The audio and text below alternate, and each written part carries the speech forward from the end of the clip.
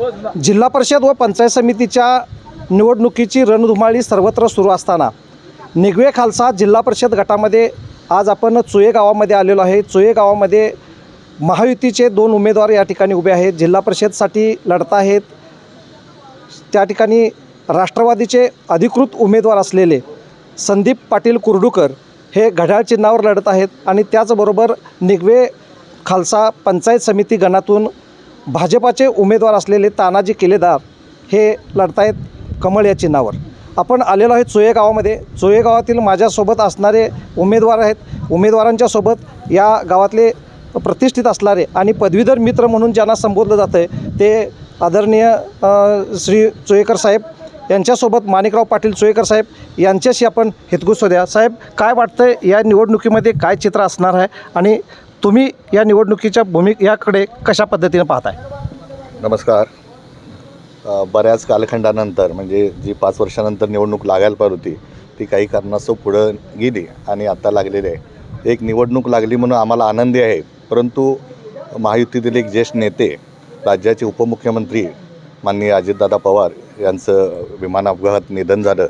हे दुःख आम्ही आमचे उमेदवार डोक्यात ठेवून हृदयात ठेवून तरी घड्याळ आणि कमळ या चिन्हावर उमेदवार आमचे विजयी व्हावेत त्यासाठी आम्ही धडपडत आहोत।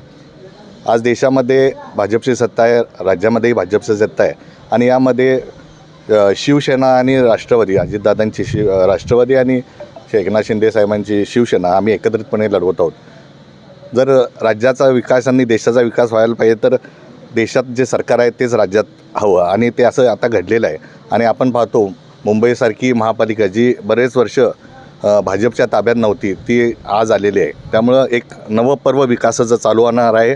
ज्या पद्धतीनं राज्यात विकास व्हायला पाहिजे तो त्या पद्धतीनं जिल्ह्यातही झाला पाहिजे आणि आज या ठिकाणी भाजप आणि महायुतीची सत्ता निश्चित येईल असं मला वाटतं आहे। आज दादा आमच्यात नसले तरी आम्ही आमचे भाजपचे सर्व कार्यकर्ते एक भाजपचा पदाधिकारी म्हणून मी माझे स्नेही संदीप पाटील आणि या मतदारसंघातील पंचायत समिती उमेदवार किल्लेदार या दोघांनाही शुभेच्छा देतो आणि निश्चितपणे त्यांना निवडून आणायची ग्वाही या ठिकाणी देतो। आज दादांसारखं नेतृत्व गेलं पुन्हा पुन्हा आम्हाला जाणवतो, कारण आम्ही काँग्रेसमध्ये असताना त्यांच्यावर काम केलं आहे। एक कर्तृत्वाबरोबरच दूरदृष्टी असणारा, शब्दाला जागणारा आणि प्रशासनावर पकड तर असणाराच नेता असा संगम म्हणजे दादा होते। त्यांना मी या निमित्तानं भावपूर्ण श्रद्धांजली वाहतो आणि माझे 2 शब्द संपवतो। रणजित सर, काय तुम्ही सांगाल की या निवडणुकीकडं तुम्ही कुठल्या दृष्टीनं पाहताय? ही निवडणुकी कशा पद्धतीनं चाललेली आहे? नमस्कार। आज आमच्या चोये गावामध्ये भाजप महायुतीचे उमेदवार संदीप पाटील साहेब यांचं चिन्ह घड्याळ आणि पंचायत समितीचे निगवे खालसा पंचायत समितीचे उमेदवार किलेदार साहेब यांचे चिन्ह कमळ यांच्या प्रचार फेरीसाठी सर्व उपस्थित मान्यवर इथे झालेले आहेत।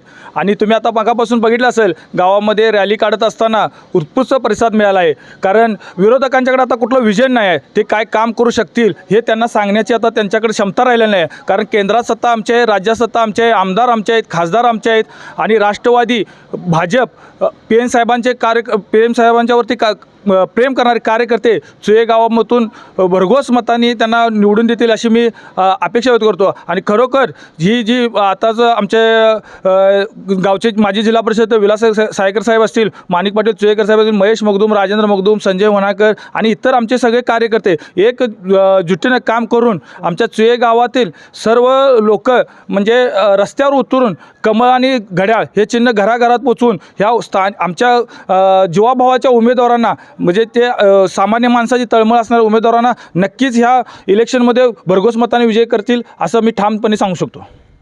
यानंतर आपण मगदूम साहेबांच्याकडे, मगदूम साहेब काय वाटते तुम्हाला याबद्दल? निगवे खालसा जिल्हा परिषद उमेदवार आमचे मित्र तरुण तडफदार आहेत। संदीप रघुनाथ पाटील कुरडू यांचं चिन्ह आहे घड्याळ आणि आमचे पाहुणे किलेदार साहेब यांचं चिन्ह आहे कमळ। ह्या 2 चिन्हांचा प्रचार आम्ही 100% आत्मीयतेनं घराघरामध्ये या ठिकाणी पोचवण्याचं काम करतो आहे।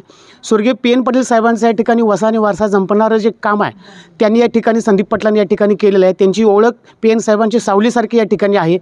पूर्णपणे त्यांनी संजय गांधी निराधार कमिटीचं काम केलेलं आहे करवीर तालुक्यामध्ये। मागच्या वेळेला राहुलभाई यांना त्यांच्यामुळं या ठिकाणी उमेदवारी मिळाले आणि ते या ठिकाणी त्यांच्यामुळे जिल्हा परिषदचे अध्यक्ष झालेत। त्या शब्दाची जाणीव ठेवून प्रचंड रसिकेस असताना सुद्धा संदीप पाटील सारख्या कार्यकर्त्याला मागच्या वेळेला थांबलाय, त्यांना न्याय देण्याची भूमिका असावी हे त्यांनी या ठिकाणी ओळखलं आणि एक चांगल्या व्यक्तिमत्वाला या ठिकाणी काम दिले. तरुण आहेत, तडफदार आहेत, आपल्यासाठी अवेलेबल असणारे या ठिकाणी व्यक्तिमत्व आहे. कुर्डूसारख्या गावामध्ये या ठिकाणी पहिल्यांदाच त्यांनी या ठिकाणी उमेदवारी देऊन त्या भागातील विकास करण्याचा या ठिकाणी व्हिजन ठेवलेलं आहे. आमचे नेते राहुल पाटील भैया, या विभागाचे आमदार अमल महाडिक साहेब, शेतकरी कामगार पक्षाचे क्रांतिसिंह असतील, संपत बापू साहेब असतील, यांच्या विचारांच्या मार्गदर्शनाखाली आम्ही सगळेजण या ठिकाणी एकत्र आलेलो आहेत.